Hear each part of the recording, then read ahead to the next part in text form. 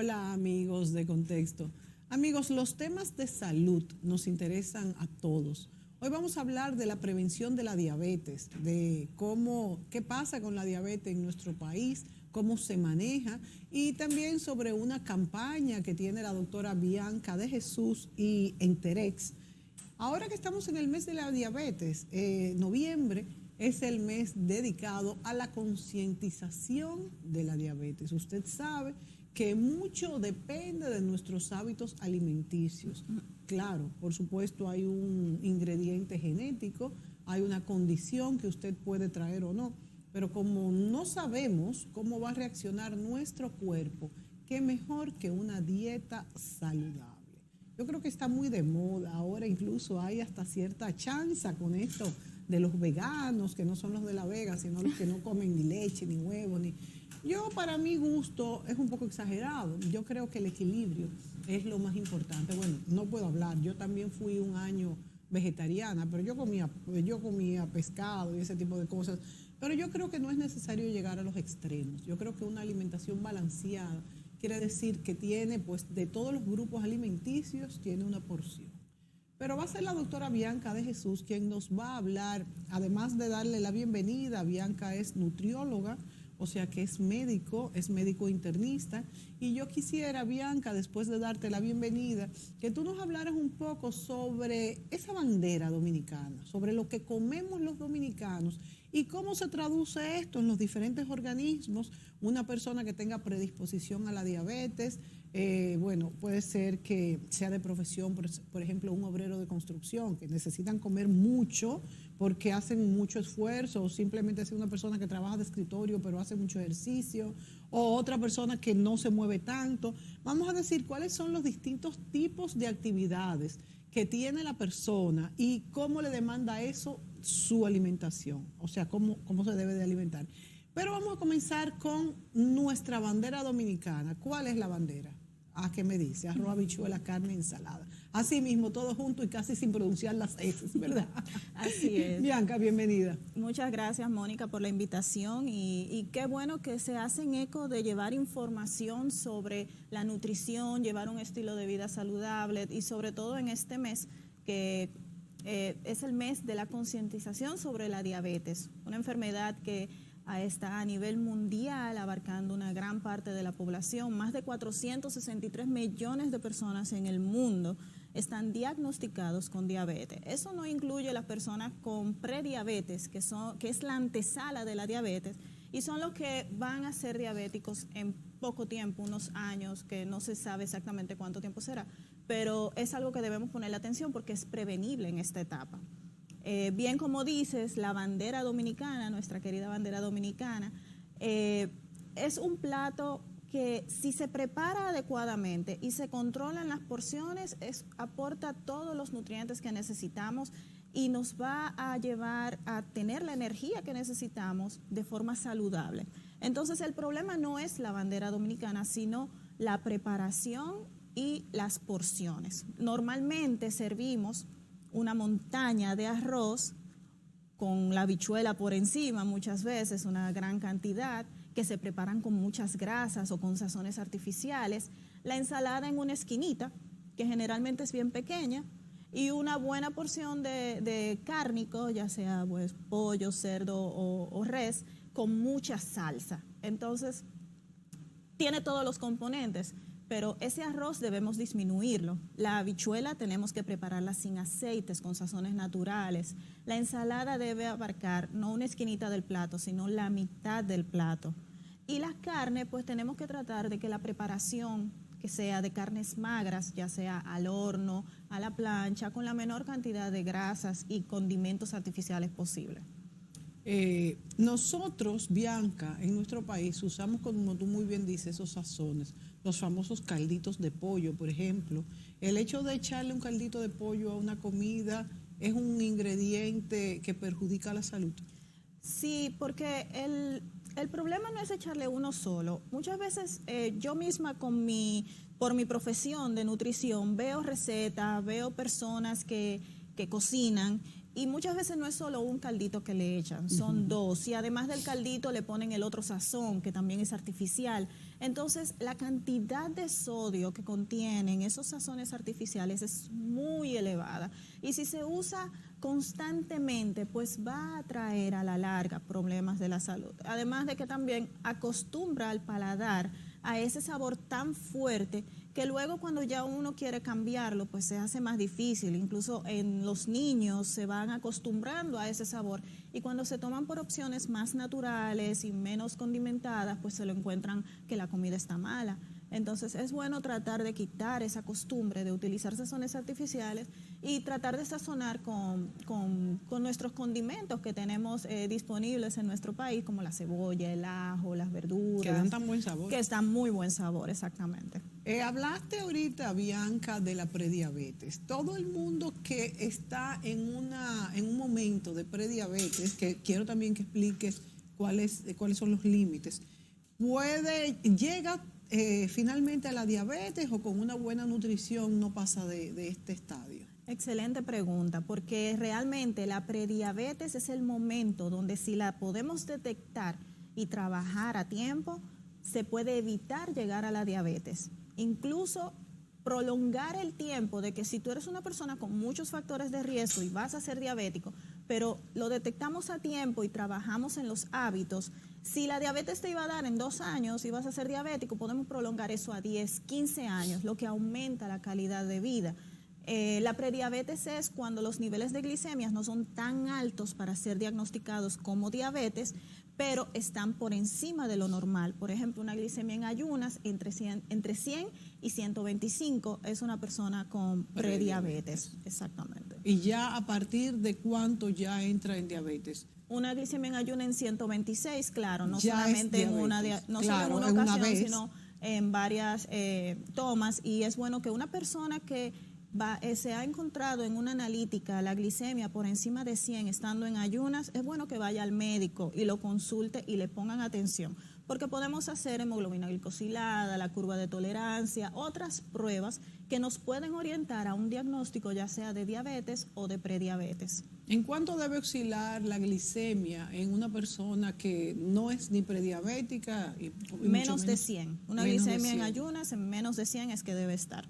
Si está en 110, 105, muchas veces yo escucho pacientes, no, porque estaba un chin alto, eso no es nada. Sí es algo y hay que ponerle atención. Es un indicativo. Es un indicativo, exactamente. Entonces, Bianca, dices que la dieta, manejar la dieta y podemos comer más o menos las cosas normales, pero bien preparadas y en las porciones adecuadas. Entonces, la otra pregunta es, estas personas que pasan mucho tiempo sin comer y que se desayunan quizás bien, pero ya vuelven a comer a las 6 de la tarde, pueden hacer hipoglicemia y esto también puede, vamos a decir, dañarle el sistema de interno con el páncreas y demás. ¿Qué pasa en estos casos? Sí, la mayor preocupación con las personas que hacen un ayuno prolongado. Exacto. Y que está muy de moda ahora que lo mencionas, el ayuno intermitente, por ejemplo, y que muchas veces no buscan orientación médica, porque esa es una forma de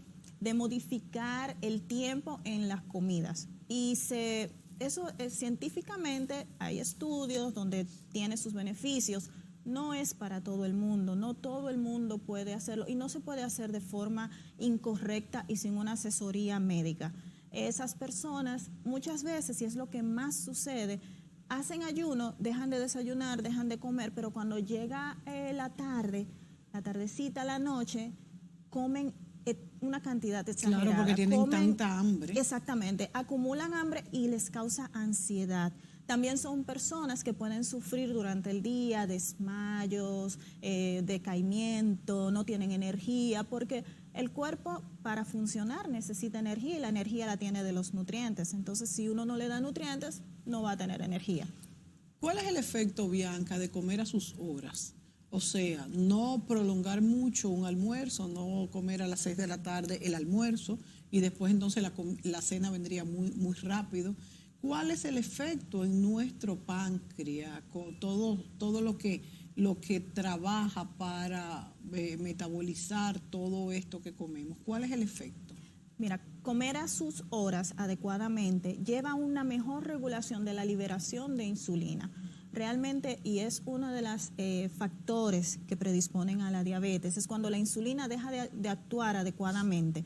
Muchas veces, si duramos mucho tiempo en ayuna, pues el páncreas no sabe bien qué está pasando, no se está liberando la insulina, comemos mucho, cuando terminamos el ayuno comemos mucho, pues se libera una cantidad muy grande de insulina y muchas veces parte de esa insulina no funciona adecuadamente, no se absorbe bien la glucosa y a la larga sí puede traer daños y puede provocar pues una condición como la prediabetes o la misma diabetes por ese desorden en el metabolismo que provocamos haciendo este tipo de ayuno. O sea que se segrega más glucosa de la que más insulina, porque consumimos mucha glucosa y se libera mucha insulina en muy poco tiempo y no en el tiempo adecuado. Además, la liberación de insulina lleva sus fases. Incluso hay una fase que es mental, que es cuando vemos o nos estamos preparando que vamos a comer, el páncreas empieza a liberar un poco de insulina como para prepararse, para no tirarla toda de golpe, como decimos. Y entonces ya está la fase más ya fisiológica, cuando comemos, que tenemos el bolo alimenticio en la boca, y ya ahí se empiezan a liberar todos las enzimas digestivas y las hormonas incluyendo en esta la insulina. Pero entonces, esto pasa porque ya nos imaginamos que vamos a comer y el cerebro le manda, sí, eso es, o porque el cuerpo tiene su reloj biológico, su reloj. No, eso sucede cuando vemos y nos estamos preparando para comer. Si no está el estímulo de la comida, no se libera la insulina. Entonces, lo que tenemos que tratar de llevar nuestras comidas a tiempo, no es lo mismo desayunarse a las 7, 8 de la mañana que desayunarse a las 11, 11 y media. Ya eso no es un desayuno, eso ya vendría siendo casi el almuerzo. Y es importante sobre todo para el control del metabolismo y de la regulación del cuerpo. Además, por ejemplo, siempre ponemos como ejemplo los niños cuando van al colegio. Un niño que va al colegio sin desayunar, el rendimiento no es igual que un niño que se desayuna adecuadamente. El desayuno debe incluir los 3 macronutrientes, debe incluir proteínas, grasas e hidratos de carbono. Y si se puede incluir un lácteo como parte de la proteína, como queso, yogur, etcétera, pues mejor todavía. Eso va a mejorar tanto el rendimiento físico como el rendimiento académico. Es cierto lo que dicen de que el mal comido no piensa, tiene sus bases, porque realmente necesitamos para la actividad mental también consumimos energía. Y la energía, como ya mencioné, la obtenemos de los alimentos. Es interesante esto, Bianca. Y yo te pregunto entonces, ¿tú eres de la escuela que dice que debemos de comer cada 4 horas o de que debemos hacer 3 comidas fuertes y no picar?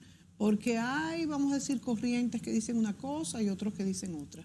Yo soy de la escuela que dice que el plan de alimentación debe ser adaptado a cada persona y lo que te funciona a ti no necesariamente me funciona a mí. Tenemos que tomar en cuenta el estilo de vida que lleva cada persona, el tipo de trabajo que hace. Como bien dijiste al principio, el ejemplo de un constructor que trabaja en una obra, un esfuerzo físico alto, yo no puedo decirle que coma solamente una ensalada al mediodía, porque no es lo que está en su realidad. Tenemos que adaptarnos a la realidad de cada persona. O sea, hay personas que pueden llevar un ayuno, pero no un ayuno hecho a lo loco, sino un ayuno planificado y controlado y llevando un control médico de cómo va su cuerpo en sus analíticas y su estado físico. También hay personas que si no meriendan, aumentan mucho la cantidad de comidas durante el día porque les desarrolla mucha ansiedad el no comer. Entonces son personas que sí deben merendar 1 o 2 veces. Hay personas que pueden llevar su vida normal y un estilo de vida muy saludable y productivo sin meriendas. Entonces, cada persona debe individualizarse. Sí, no puedo decir, tienes que comer 5 comidas obligatoriamente, porque no es la realidad de toda persona. También, por ejemplo, una persona que se hace una cirugía bariátrica, es imposible decirle que coma solamente 2 veces o 3 veces al día. Porque ni siquiera le cabe. Porque no puede. Tiene que comer varias veces y en pequeñas porciones. Personas también con trastornos gastrointestinales que necesitan comer en pequeñas cantidades, porque si comen en mucho en un momento, pues le puede causar malestar o traerles problemas. Entonces, cada plan debe ser individualizado. No se puede copiar la dieta del vecino, en conclusión. En pocas palabras. En pocas palabras, exacto. Doctora Bianca de Jesús, también ha habido muchos cambios en cuanto a qué alimento es bueno y cuál no. Por ejemplo, el huevo. Hay un debate que sí, que ya se pueden. Antes nos decían que no podíamos comer huevos todos los días. Ahora nos dicen que sí, incluso nos dicen que pueden ser 5 huevos diarios. Otros nos dicen que hay que sacarle algunas yemas, perdón. Yemas.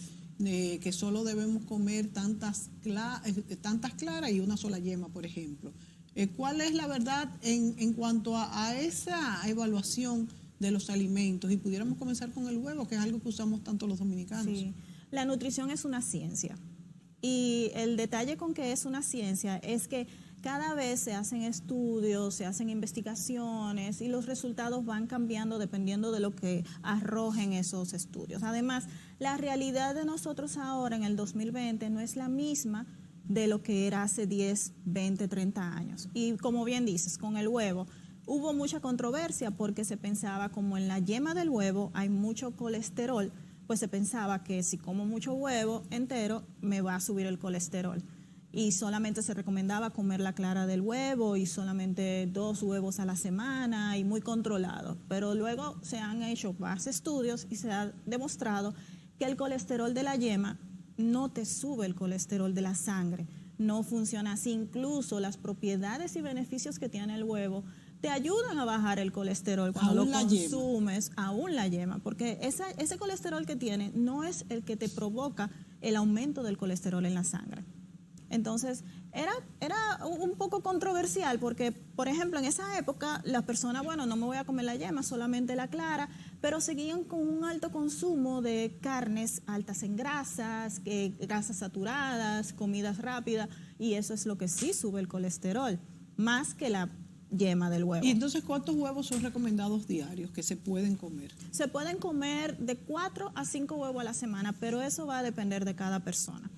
No es lo mismo una persona de 6 pies, 170 libras, que la tuya, por ejemplo. Entonces, todo tenemos que individualizarlo. Ahora sí, como todo en la vida, todo en exceso hace daño.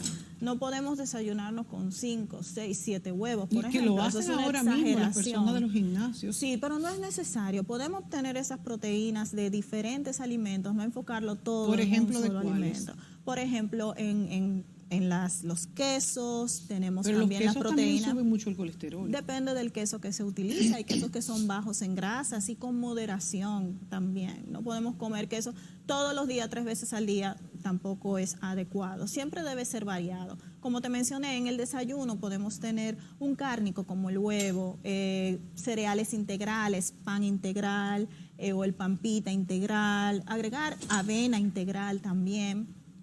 También, por ejemplo, jamón, vegetales, podemos ponerle tomates, aguacate y hacer un desayuno completo con todos los macronutrientes y balanceados en las porciones adecuadas. Y así nos aseguramos de llevar un plan y un estilo de vida saludable. Bianca, también con el camarón pasa lo mismo que con el huevo, que antes se decía que el camarón y el huevo eran las cosas que más rápidamente se les quitaban a un diabético o un prediabético, y ahora dicen que el camarón tampoco aporta colesterol, ¿es cierto? Es cierto en cierta medida, porque lo que pasa es que los beneficios, los aportes nutricionales del camarón no son tantos como los del huevo, por ejemplo. Como los del huevo, claro, y que tampoco son tantos como para tú incluirlos regularmente dentro de tu dieta. El camarón más se utiliza por el buen sabor, porque me gusta, pero dentro de un plan nutricional,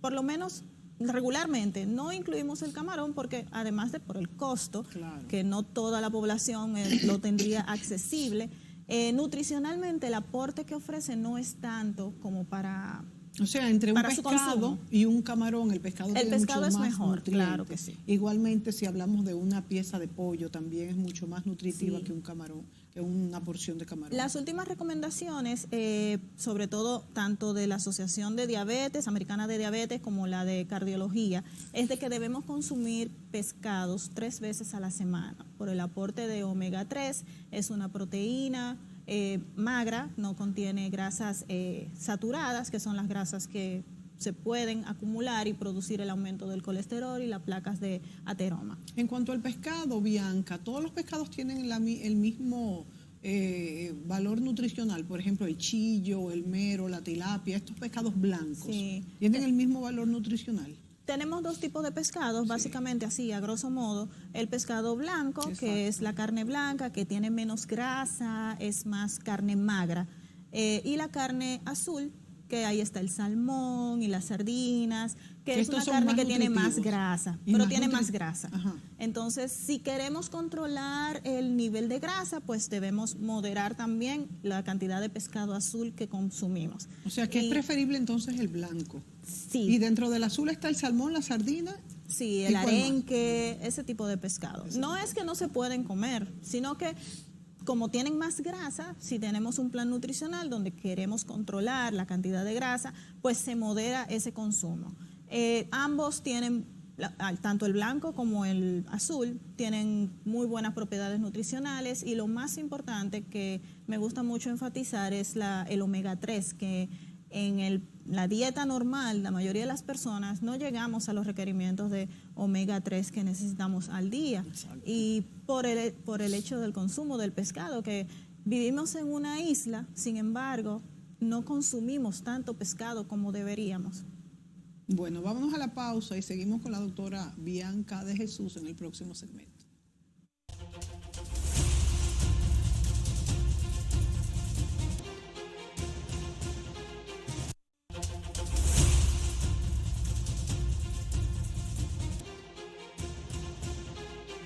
Amigos, hoy hablamos con la doctora Bianca de Jesús y hablamos sobre nutrición y cómo acabar o manejar más bien la diabetes. Y hay fases que uno puede ser prediabético, tener el peligro de llegar a la diabetes y controlarlo y no llegar así a través de un plan de vida, sea de ejercicios físicos, muy importante esta parte, y también lo que comemos, cuidar lo que comemos.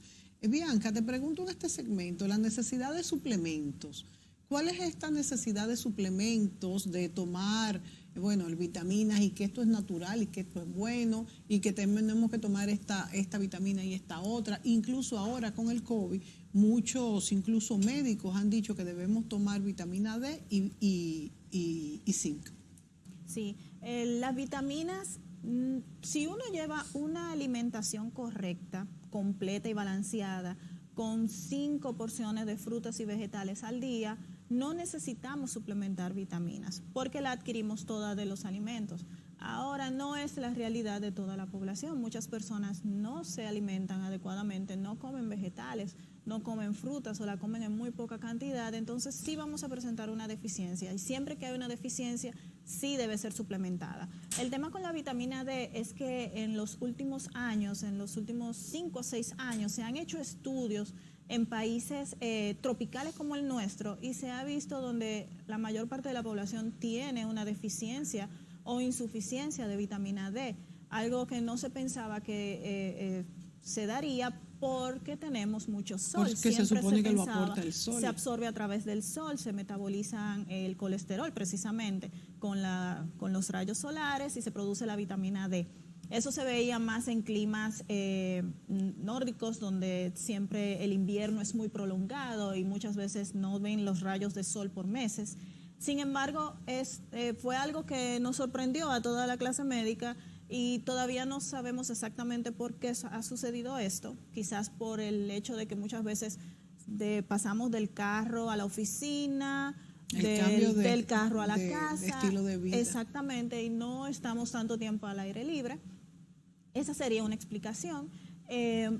Pero se ha visto ahora en la pandemia con el COVID que las personas con algún tipo de deficiencia de vitamina D, pues llevan más complicaciones y una recuperación más tardía de los síntomas, a diferencia de las personas que tienen sus niveles adecuados. ¿Y el zinc? El zinc es un excelente antioxidante que también con sus propiedades de metabolización se ha visto que mejora también a las personas más rápidamente los síntomas del COVID. Pero el zinc, los requerimientos son bien pequeñitos y en todos nuestros alimentos vamos a conseguir la cantidad que necesitamos adecuada diaria. ¿Tú considerarías entonces, Bianca, que los suplementos son importantes cuando no llevamos una dieta balanceada? Sea porque tenemos un estilo de vida muy rápido, por ejemplo, sea porque un niño que es mal comedor, como decimos nosotros, y no le gusta esto y aquello, entonces ahí sí se justifica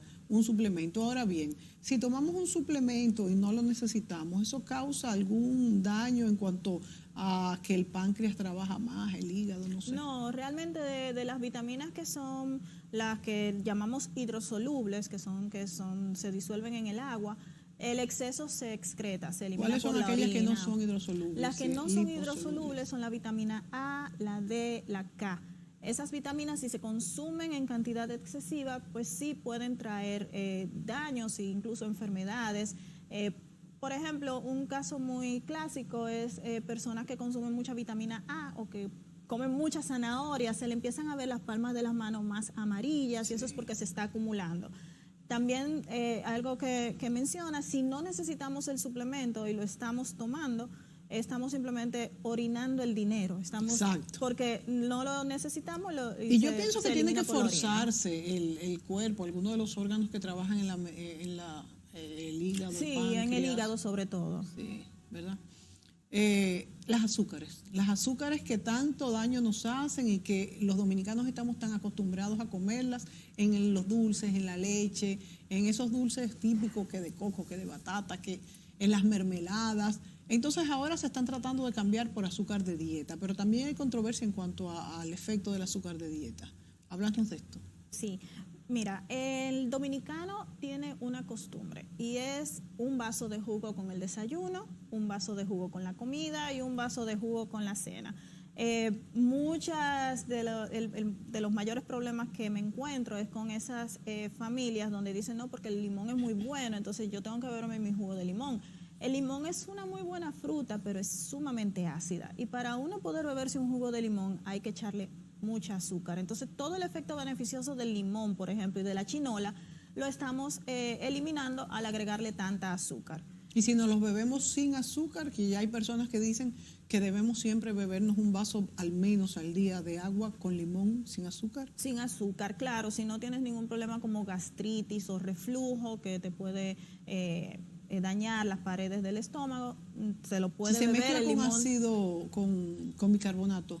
Si se mezcla con bicarbonato, no recomiendo tomar bicarbonato sin una supervisión y realmente el efecto beneficioso no es tanto. El jugo de limón sin azúcar, sí, muchas personas le gustan, se lo puede tomar si no tiene problemas de gastritis, etcétera, pero no es una cura milagrosa, no quema la grasa, como dicen, tampoco, y realmente el que si le gusta se lo puede tomar, pero sin azúcar sobre todo. Entonces el tema de introducir los endulcorantes artificiales ese es un tema también delicado porque podemos utilizar algunos endulcorantes artificiales como el monk fruit, la stevia, sobre todo la stevia es mi favorita porque es de la que viene de una hoja que da ese sabor dulzón, es bien natural cuando no está mezclada con otros, porque muchos productos comerciales, cuando uno no ve la etiqueta, uno no se da cuenta, pero hay que aprender a leer las etiquetas, está mezclada con otra, con sacarosa, por ejemplo, que también es un azúcar normal. Y nos acostumbramos entonces a consumir el endulcorante. Pasa algo que el cuerpo entiende como que estás consumiendo azúcar, pero no es así. Y eso lleva a largo plazo a una acumulación mayor de grasa. Entonces, todo con moderación. No podemos cambiar el vaso de jugo artificial, de esos que dicen que son sin azúcar, pero sí tienen azúcar, por el endulcorante, porque a largo plazo no es beneficioso, te va a hacer daño también. Incluso algunos endulcorantes que ya fueron retirados del mercado, que se utilizaban antes, fueron asociados con cáncer. Entonces tenemos que ser cuidadosos con lo que entramos en nuestro cuerpo y lo mejor siempre va a ser lo más natural. Yo, por ejemplo, trato hace muchos años, de no consumir refrescos, las gaseosas estas tan famosas y queridas por la gente. Sin embargo, ahora hay de dieta, cero, hay muchísimas terminologías y muchísimos distintos que quiere decir que no contienen azúcar. Es cierto que estos refrescos que dicen cero, dicen de dieta, dicen cero azúcar, no contienen azúcar, ¿es cierto? Es cierto que no contienen azúcar, es cierto que muchos son sin calorías totalmente, pero eso no significa que sean saludables. Entonces, van a causar el mismo efecto de dependencia. ¿Por qué? Porque, por ejemplo, muchos de esos tienen un alto contenido de sodio, si son carbonatados. O sea que, por ejemplo, la soda amarga, que es tiene el mismo contenido de sodio. Sí, hay algunas que sí, no todas, ¿Y pero hay cuáles? algunas ¿Cómo nos que damos sí. cuenta? Leyendo la etiqueta. ¿Y cómo dice esa etiqueta? El sodio es el símbolo químico, Na, y pueden ahí ver todo lo que contiene. Hay algunas que sí, que solamente es una infusión del sabor y no contienen absolutamente nada, pero hay otras que sí tienen un contenido incluso elevado de sodio. Y es lo que yo siempre promuevo, que no vamos a adaptarnos a consumir una bebida artificial. La mejor hidratación siempre va a ser el agua. Podemos hacer agua con sabor nosotros mismos en la casa, podemos agregarle una hojita de menta, una rebanada de naranja, limón, fresa, y le vamos a incorporar ese sabor al agua y ya tenemos nuestra agua natural. O sea que entonces en la soda, aquellos que nos gusta tomar nuestra soda amarga, sparkly, o sea, que tiene burbujitas, vemos el contenido de sodio, de Na, bueno a ver, revisarlo. y cuál es lo máximo que debería de tener para ser saludable. Bueno, no debería tener nada de sodio, porque realmente el sodio, la cantidad de sodio que nosotros podemos consumir agregado a la comida, que la comida de por sí trae su sodio, es el equivalente a una cucharadita en diaria. Y cuando uno, por ejemplo, prepara una comida en la casa, le agrega sal y eso es sodio. Entonces eso nos va a traer problemas, no tanto con la diabetes, pero sí con la presión arterial y la retención de líquido y la función renal. Entonces no es lo ideal consumir esas bebidas. Señores, vamos entonces a sacarlas, como dice la doctora. Hay que tratar de ir eliminándolas. Naturales. Sí, hay que tratar de ir eliminándolas. No le voy a decir que una persona que está acostumbrada a beberse una botellita de refresco todos los días diga ya, a partir de hoy no, porque es muy difícil quitar un hábito. Pero sí puede hacerlo poco a poco, decir, bueno, si me la tomaba diario, voy a tomarla interdiario, y después pues una sola vez a la semana, después solamente en ocasiones especiales, y así uno va eliminando el Además, hábito. entonces esto causa retención de líquidos. Sí, eso causa retención de líquidos. Eso es bien dañino.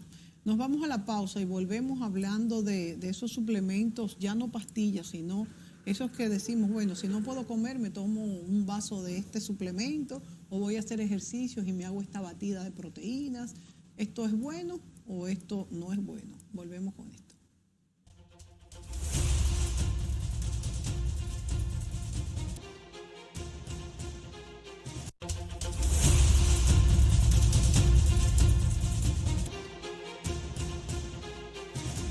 Amigos, continuamos con la doctora Bianca de Jesús y en este segmento me gustaría, Bianca, que habláramos de esos suplementos de proteínas para las personas que hacen mucho ejercicio, para esta edad, para los niños. Ustedes también tienen el Enterex, que es algo que están promoviendo, ¿es de Suet? Sí, de Laboratorio Suet. Sí. ¿Qué tiene de especial este? Es producido en Miami por una empresa llamada Victus y el representante en el país es Laboratorio Suet. Enterex es un suplemento nutricional que es completo y balanceado. Tiene todos los macronutrientes y en las proporciones adecuadas para una comida o una merienda. Sustituye una comida. Sustituye una comida o una merienda.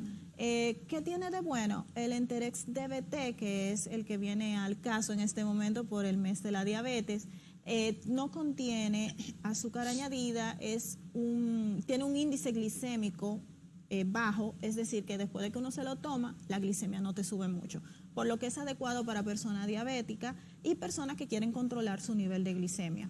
tiene un adecuado aporte proteico de 12 gramos de proteína en solamente 220 calorías, por lo que si se puede, yo lo utilizo en los planes nutricionales, por ejemplo, en las personas tanto diabéticas como no diabéticas que desean bajar de peso para sustituir un desayuno. Te sientes lleno, tiene buen sabor, es práctico porque viene en una botellita que se puede cerrar y además de eso, pues tiene también fibra, grasas buenas, grasas saludables y omega 3. Entonces es muy práctico a la hora de suplementar. Si necesitamos suplementar o no, muchas veces no necesitamos suplementar porque obtenemos todos los nutrientes de la dieta, pero como bien hablamos anteriormente, muchas veces no es así. Y, por ejemplo, en personas diabéticas que están perdiendo masa muscular, necesitamos ese aporte extra de proteínas sin agregarle, por ejemplo, grasas saturadas o grasas que van a subir los niveles de triglicéridos, y con un suplemento como el Enterex DBT nos estamos asegurando de que esa persona, y muchos lo vemos en ancianos también, están obteniendo sus nutrientes, sobre todo la proteína, sin hacer daño a los otros macronutrientes. Y que ya no quieren comer tantos alimentos distintos como se comían también que antes. tiene de beneficioso personas que andan en el día a día, en el corre-corre, que no hay tiempo de preparar una comida muy elaborada, pues con un suplemento pueden solucionar una comida o una merienda. Bianca, ¿cuáles son los problemas más frecuentes que vemos en los diabéticos? Obviamente problemas de salud. Incluso vemos ahora que con el COVID las personas diabéticas son vulnerables. ¿Por qué? Las personas diabéticas tienen alteraciones de todos los órganos, incluyendo el sistema inmune. La principal causa de muerte de las personas diabéticas son las enfermedades cardiovasculares, dígase infarto agudo al miocardio, derrames cerebrales. También son personas que pueden quedar ciegas por trastornos en la retina, el aumento de la glicemia. También pueden tener daño a nivel renal y necesitar ser dializados. También en los pies se pueden salir úlceras y desarrollar lo que es el pie diabético, una condición muy complicada que tarda mucho en cicatrizar, y todas esas personas necesitan un aporte extra de proteína que regularmente debe ser suplementado para poder cicatrizar esas heridas. Son personas que a nivel ya, vamos a hablar económico, pues tienen un gasto añadido. Tienen que tomarse la glicemia mínimo 2 veces al día. Eso incluye el costo de las tirillas y el aparatico de tomarse la glicemia. Y los que utilizan pastillas, pues tienen que tomarse sus pastillas, o los que usan insulina tienen que inyectarse todos los días 1 o 2 veces al día, incluso más, dependiendo de cómo manejen sus niveles de glicemia. Entonces es una enfermedad que afecta no solamente la parte de la salud de la persona, sino la parte económica, muchas veces la parte mental. Son personas que se deprimen por el hecho de que tienen que estar constantemente pullándose, no pueden llevar un estilo de vida igual que cualquier otra persona, y en la familia también eso afecta el entorno familiar cuando hay una persona con diabetes, sobre todo si se complica. El ejercicio en el diabético, ¿qué papel juega? El ejercicio se debe indicar igual que el hipoglicemiante. El ejercicio no es opcional, el ejercicio es una indicación médica.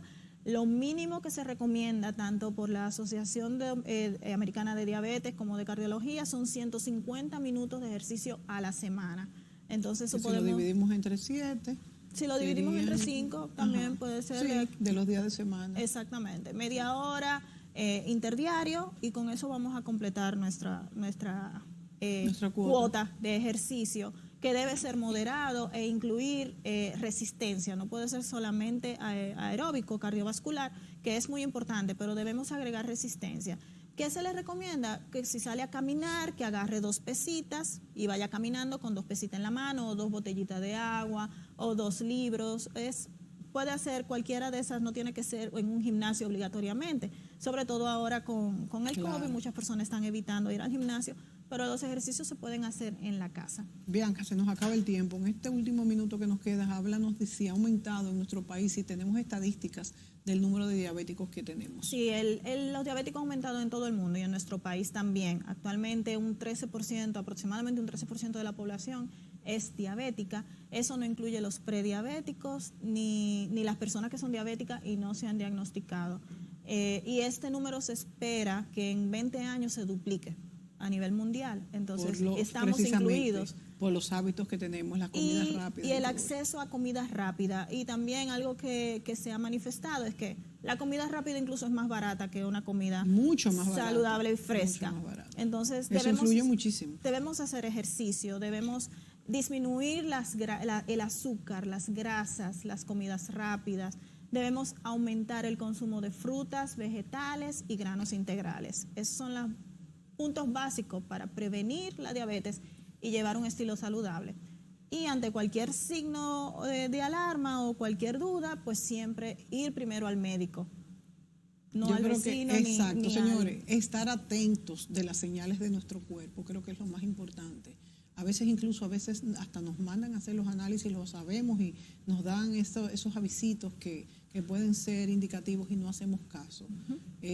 La bebida también, no hablamos del alcohol, que tiene muchísima azúcar, muchísimas calorías. Es uno de los problemas más grandes para los diabéticos y los prediabéticos. Y el ejercicio en general.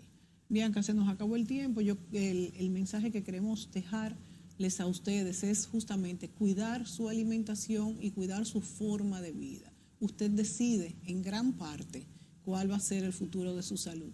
Gracias, Bianca, por estar aquí compartiendo estos consejos de salud. Gracias. Y a ustedes, amigos, gracias por sintonizarnos y será hasta la próxima.